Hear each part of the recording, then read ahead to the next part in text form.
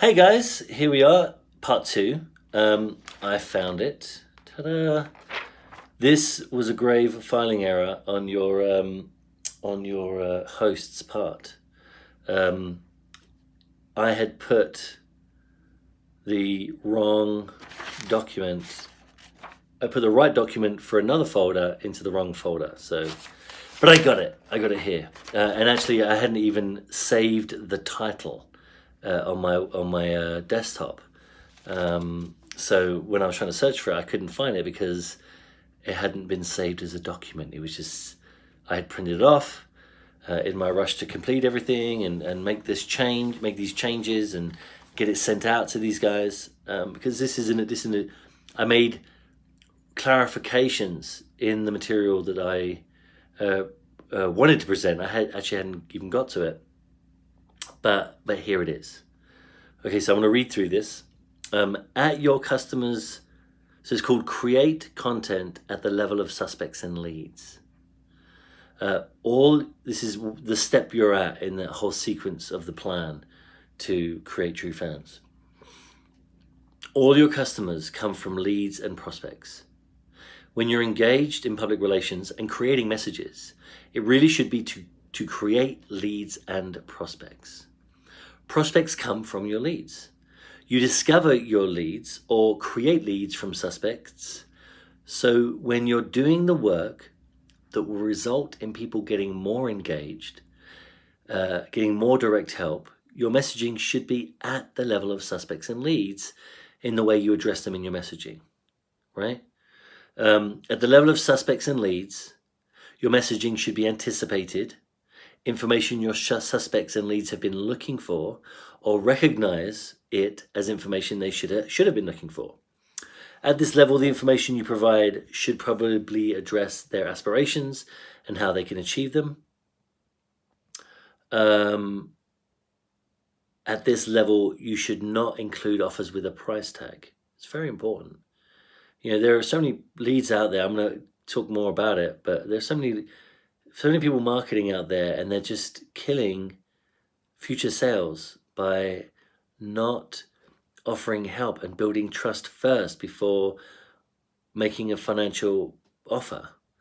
Even Frank Kern, who talks about making offers in every single video, tells you to go to his link, about the book, and very often that book is free, or it's a video that goes into details for free, or it's even like, when you buy the book there, and he's not talking about buying the book. He's talking about looking at the material that he's made available, finding out more about it, and I even think that may be even somewhat too far.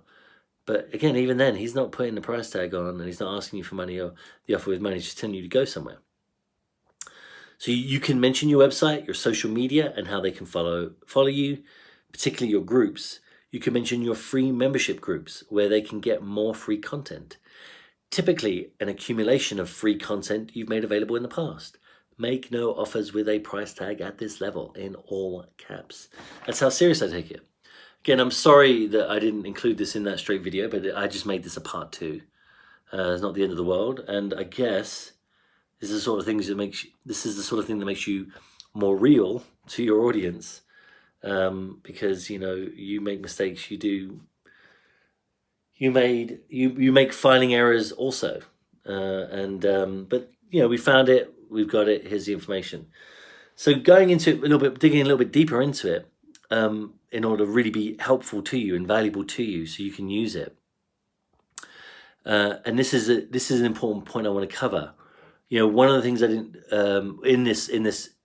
when I do a workshop with this material is, and frankly, they asked me. They got up afterwards. The person that's in charge of my section,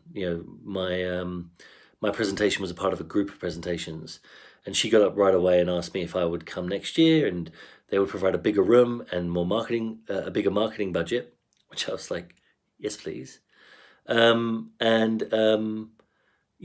later, I talked with somebody who's been involved with the organization for a long time and knows the head of the Life, the Universe, and everything, who I got to meet and talk with, a real character. My friend Nick Mills called him a caricature, and I thought he was misspeaking, but he clarified no. And you know what? True enough, he's a real caricature. He's the kind of character that you would draw in his way as a caricature. So he is a caricature. But a great guy, obviously dedicated to helping people, a lot of people, and has been doing this for 37 years. I was guest 37. I think I mentioned that. Guest 37 on the 37th year that this has been running. But I was talking with Nick, who was really encouraging me to do like a long, if not a whole day. He was saying a whole day or a half day or whatever, but a workshop where we can really go into detail because of some of the points, some of the nuances here. One of the things I was talking about is the importance of being calm, when it comes to these initial stages, and also when it comes to getting to the close. And ironically, stay calm. I'm getting messages about my tripod again, but stay calm, a part of the Life, the Universe, and everything, the Hitchhiker's Guide to the Galaxy, where the Life, the Universe, and everything comes from. So it'd be very poignant when I bring it up. But the thing is that right in the beginning, when someone's a suspect, or when someone's just expressed some interest and has taken that first step, you want to be very delicate.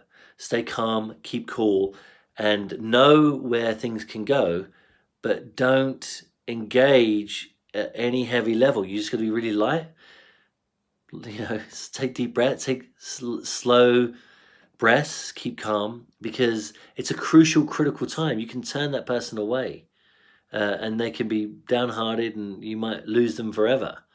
But the thing is that what you can do right there and then is remain calm, talk with the person, share information of value that they can use, and encourage them. Look, like you guys, be in a situation where someone shows some interest. They may even be excited about it, but just keep calm and ensure that you're providing them with information that they're interested in, answering their questions. What do you want to know about that? And answer the questions, but don't try to say, oh, well, you should come and sign up and get you registered, blah, blah, blah, because you can kill it right there and then. Whereas if you provide answers to their questions and they go, great, this sounds awesome. I think I'll join your group, and I think I might want to come. That sounds like fun. And you go, great, I hope you can make it, or I hope you apply that thing, and see you, and don't be anxious about trying to close it right now. Be calm about being able to close it in the future.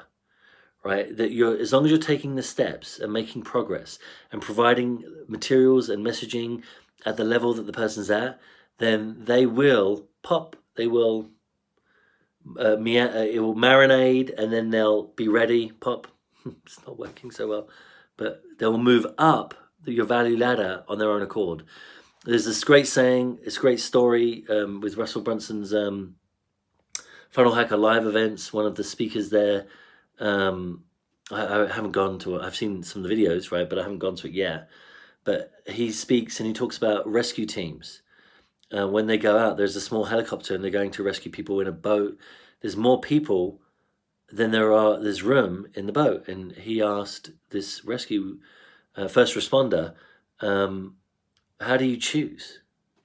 And he said, well, when we land the helicopter, when it comes in, we are a little bit of a distance away from where the incident is, and the people that swim toward us, those are the first ones we save. Those are the ones we save, because they're coming for freedom. They're reaching toward you, and sometimes you try to save somebody who's not in that position, not reaching out, not willing to receive your help, and it's life and death.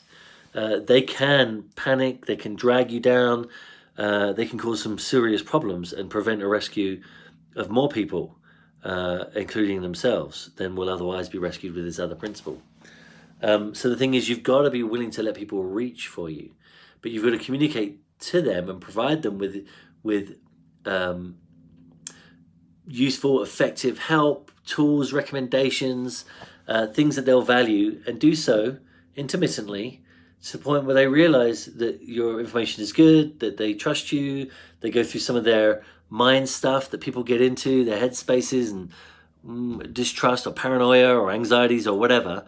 I mean, people sometimes got to think things through before going to the next step. But that's what I was talking about in the other video. People sometimes have to work through stuff to get to the point where they are qualified. And there's no point in you trying to rush it or trying to press it or push it or force it, because you're not doing yourself any favors and you're not doing them any favors by not doing the work necessary to get them ready to operate effectively at the next level. Well, all right, guys, that's enough of that. This is my part 2 that was covering that information. It's an important part. It comes right after the document on defining, not interested, suspects, leads, prospects, hot prospects, customers, true fans, and clients. Obviously, it comes right after. That's why I was expecting it to be there right at the end. It's at the end now because the folder has it in it and not the next page's document. And so good. Fantastic. Apply these things. You can apply them in so many ways. So many ways in life. Like my wife was saying, we can apply it to teaching other teachers at the school or other staff. Where my daughter goes to school where I help, where actually I was there part-time and helping, and they made me full-time because of my administrative skills. Unsurprising, but you know about that. But there are so many ways you can apply it, addressing people at the level they're at and not rushing and going too far ahead of them, because it doesn't serve you and it doesn't serve them. All right, guys, well, that's it for me. Have a good one. Ciao. Bye.